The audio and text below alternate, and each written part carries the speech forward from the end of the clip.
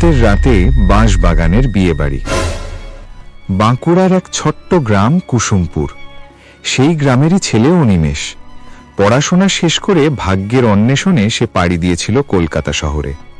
সেখানে একটি বেসরকারি সংস্থায় গত 2 বছর ধরে কাজ করছে সে। লম্বা ছিপছিপে গড়ন, চশমার আড়ালে বুদ্ধিদীপ্ত চোখ আর মনে একরাশ সাহস। এই হলো আমাদের গল্পের নায়ক অনিমেষ।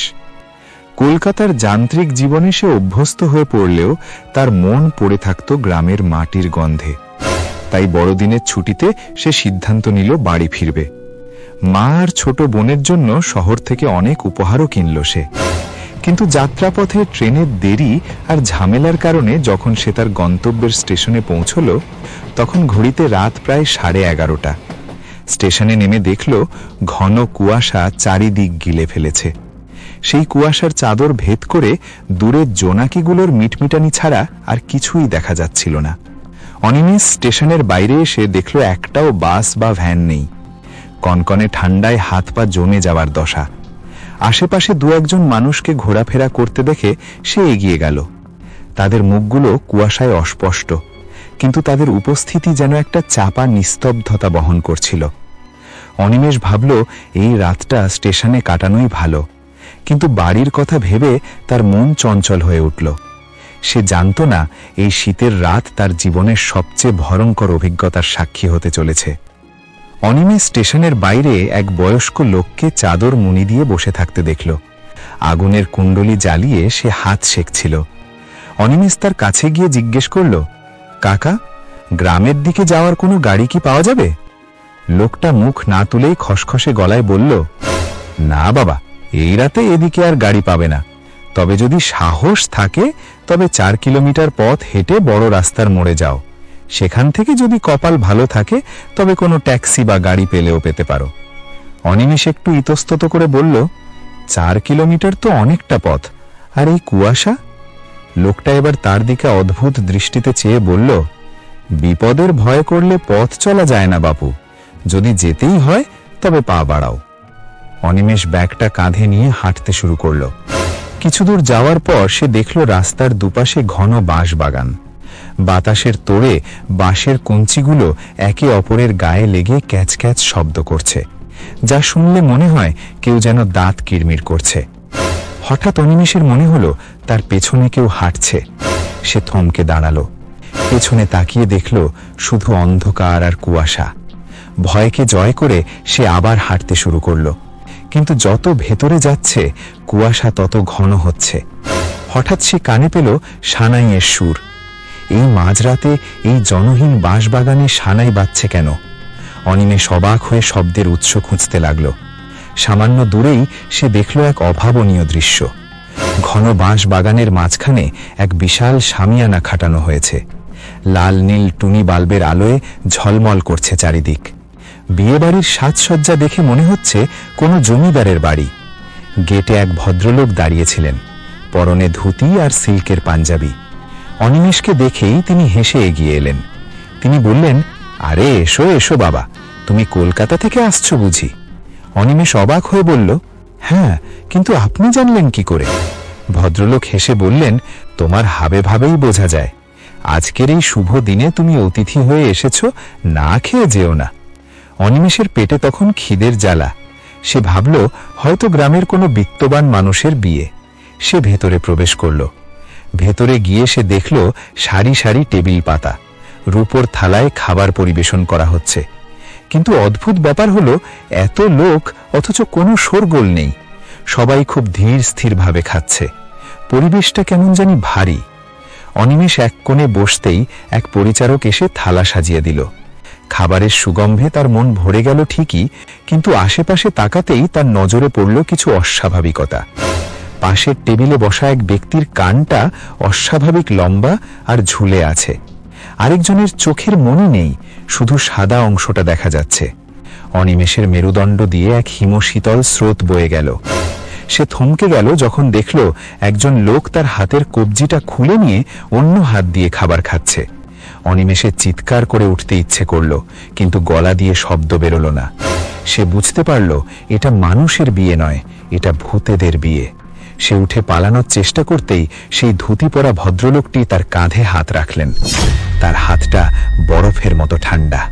তিনি শান্ত গলায় বললেন, খেলে না তো বাবা, আমাদের খাবার কি তোমার পছন্দ হলো না? অনিমেষ ততলাতে ততলাতে বলল, আমার আসলে পেটটা ঠিক নেই, আমাকে যেতে হবে। তখনই পাশ থেকে এক মহিলা কণ্ঠে শোনা গেল, মানুষের গন্ধ পাচ্ছি গো, জ্যান্ত মানুষের গন্ধ। অনিমেষের পাশ দিয়ে এক সুন্দরী নারী হেঁটে গেল, কিন্তু তার পা দুটো পিছনের দিকে ঘোরানো। অনিমেষ প্রাণ ভয়ে দৌড়াতে শুরু করলো। কিন্তু অদ্ভুত ব্যাপার, সে যতই দৌড়াচ্ছে সেই বিয়ে বাড়ির শামিয়ানার শেষ হচ্ছে না। সে বারবার ঘুরে ফিরে একই জায়গায় চলে আসছে। চারিদিকে লোকগুলো এবার তার দিকে ফিরে তাকালো। তাদের প্রত্যেকের মুখ এখন বিভৎস। কারো মুখ থেকে রক্ত ঝরছে, কারো চামড়া খসে পড়ছে। তারা সমস্যারে বলতে শুরু করলো, আমাদের ভোজে নতুন পদ এসেছে, কলকাতার মাংস খুব নরম হয়। অনিমেষ বাঁশবাগানের অন্ধকার পথে আছাড় খেয়ে পড়ল। সে পাগলের মতো সাহায্য খুঁজতে লাগলো। হঠাৎই কুয়াশার ভেতর থেকে দুটো হলদে হেডলাইটের আলো এগিয়ে আসতে দেখল সে। একটা পুরনো আমলের কালো ট্যাক্সি ধীরে ধীরে তার সামনে এসে দাঁড়ালো। অনিমেষ হাঁপাতে হাঁপাতে জানলার কাছে গিয়ে বলল, ড্রাইভার সাহেব, আমাকে বাঁচান, পেছনে ভূত তাড়া করেছে, আমাকে এখনই গ্রামে পৌঁছে দিন, যত টাকা চান দেব। ড্রাইভারের মুখটা ছায়ায় ঢাকা। সে নিচু গলায় বলল, ভয় নেই বাবু, ভেতরে এসে বসুন। অনিমেষ ট্যাক্সির পেছনের সিটে বসার পর দেখল গাড়িটা খুব মসৃণভাবে এগোচ্ছে, কিন্তু ইঞ্জিনের কোনো শব্দ হচ্ছে না। চারিদিকের গাছপালাগুলো যেন তীরের বেগে পেছনে সরে যাচ্ছে। কিছুক্ষণ পর ড্রাইভার আয়নার দিকে তাকিয়ে অদ্ভুতভাবে হাসল। সে বলল, আপনি কি ভূতে বিশ্বাস করেন? অনিমেষ ভয়ে কাঁপতে কাঁপতে বলল, হ্যাঁ করি। ড্রাইভার এবার স্টিয়ারিং ছেড়ে দিয়ে তার মাথাটা শরীর থেকে আলাদা করে হাতে তুলে নিল। তার ঘাড়ের কাটা অংশ দিয়ে ফিনকি দিয়ে রক্ত বেরোচ্ছে না, বরং সেখান থেকে পোকা বেরোতে শুরু করলো। সে বিকট স্বরে হাসতে হাসতে বলল, বিশ্বাস করো বলেই তো আমাদের সুবিধে। এই বলে সে ট্যাক্সিটা থামালো এক পুরনো ভাঙা মন্দিরের সামনে। অনিমেষ বুঝতে পারল সে এক ফাঁদ থেকে আরেক ফাঁদে পা দিয়েছে। চারিদিক থেকে ছায়ামূর্তিগুলো তাকে ঘিরে ধরল। তাদের মধ্যে সেই বিয়ের কোণেটি এগিয়ে এলো। তার মুখটা বিভৎস পোড়া, হাতে একটা পুরনো আয়না। সে বলল, এই আয়নায় তোমার শেষ মুখটা দেখে নাও মানুষের সন্তান। অনিমেষ দেখল আয়নায় তার নিজের প্রতিচ্ছবি নয়, বরং একটা কঙ্কাল দেখা যাচ্ছে। সে বুঝতে পারল তারা তার আত্মা চুরি করার চেষ্টা করছে। অনিমেষ যখন প্রায় জ্ঞান হারাতে বসেছে, তখন তার চোখে পড়ল মন্দিরের ধুলোয় পড়ে থাকা এক পুরনো তামার ঘণ্টা। সে ছোটবেলায় শুনেছিল পবিত্র ধাতুর শব্দে অশুভ শক্তি দূরে পালায়। সে শেষ চেষ্টা হিসেবে ঝাঁপিয়ে পড়ে সেই ঘণ্টাটা তুলে নিল এবং জোরে জোরে বাজাতে শুরু করলো। ঘণ্টার শব্দে পুরো বাঁশবাগান কেঁপে উঠল। সেই শব্দ শুনে ভূতেরা কানে হাত দিয়ে আর্তনাদ করতে লাগলো। কোণেটির হাতের আয়নাটি ঝনঝন করে ভেঙে টুকরো টুকরো হয়ে গেল। সেই আয়নার প্রতিটি টুকরো থেকে আগুনের ফুলকি বেরোতে শুরু করলো। অনিমেষ দেখল মন্দিরের এক কোণে একটি পুরনো পুঁথি পড়ে আছে, যা থেকে ধোঁয়া বেরোচ্ছে। সে বুঝতে পারল এটাই এই অপশক্তির প্রাণকেন্দ্র। সে তার পকেট থেকে লাইটার বের করে সেই পুঁথিতে আগুন ধরিয়ে দিল। মুহূর্তের মধ্যে এক বিকট শব্দ হলো এবং পুরো বিয়ে বাড়িটা আর সেই কালো ট্যাক্সিটা আগুনের লেলিহান শিখায় জ্বলে উঠতে লাগলো। ভূতেরা আগুনের শিখায় পুড়ে ছাই হতে হতে ক্ষমা চাইতে লাগলো। তাদের সর্দার সেই ধুতি পরা লোকটা আর্তনাদ করে বলল, আমাদের মুক্তি দাও, আমরা আর কারোর ক্ষতি করব না। আগুনের তেজে পুরো মায়া কেটে গেল। অনিমেষ দেখল সে কোনো বিয়ে বাড়িতে নয়, বরং এক শ্মশানের ধারে পড়ে আছে।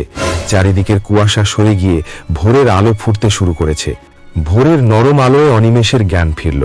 সে দেখল সে শ্মশানের এক গাছের তলায় শুয়ে আছে। তার গায়ে চাদর নেই, শুধু শহর থেকে আনা উপহারের ব্যাগটা পাশেই পড়ে আছে। দূরে গ্রামের মন্দির থেকে শঙ্খধ্বনি শোনা যাচ্ছে। অনিমেষ টলতে টলতে উঠে দাঁড়ালো। গত রাতের সেই বিভৎসতা এখন স্বপ্নের মতো মনে হচ্ছে, কিন্তু তার শরীরের আঁচড়গুলো বলে দিচ্ছে সবটা সত্যি ছিল।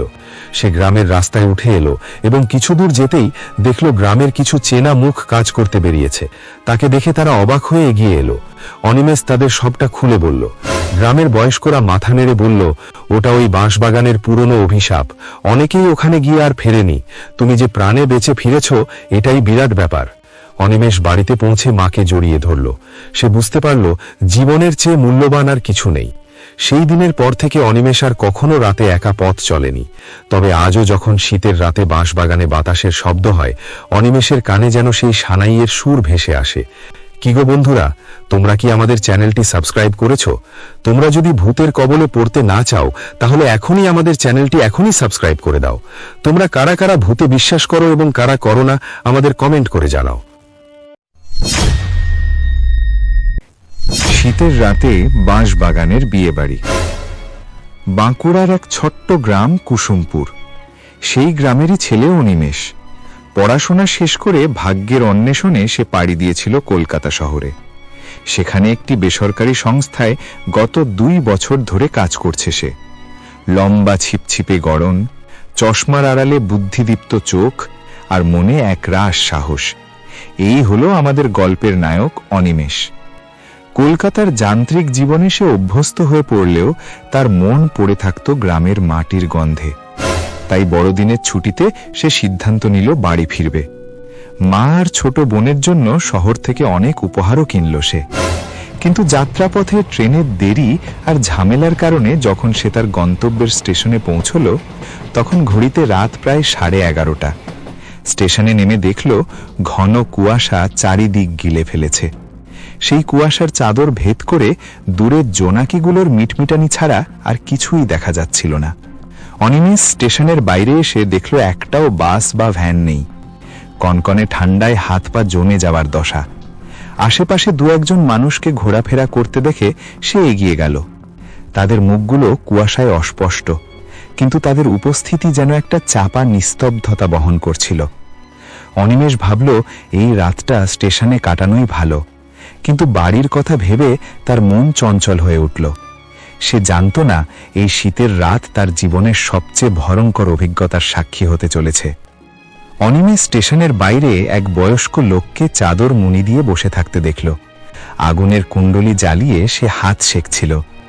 অনিমেষ তার কাছে গিয়ে জিজ্ঞেস করল, কাকা, গ্রামের দিকে যাওয়ার কোনো গাড়ি কি পাওয়া যাবে? লোকটা মুখ না তুলেই খসখসে গলায় বলল, না বাবা, এই রাতে এদিকে আর গাড়ি পাবে না।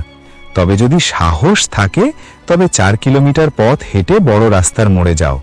সেখান থেকে যদি কপাল ভালো থাকে তবে কোনো ট্যাক্সি বা গাড়ি পেলেও পেতে পারো। অনিমেষ একটু ইতস্তত করে বলল, 4 কিলোমিটার তো অনেকটা পথ, আর এই কুয়াশা?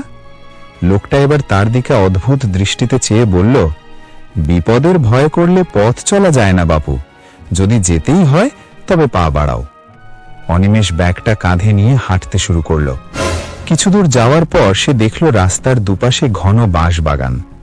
বাতাসের তোড়ে বাঁশের কঞ্চিগুলো একে অপরের গায়ে লেগে ক্যাচ ক্যাচ শব্দ করছে, যা শুনলে মনে হয় কেউ যেন দাঁত কিরমির করছে।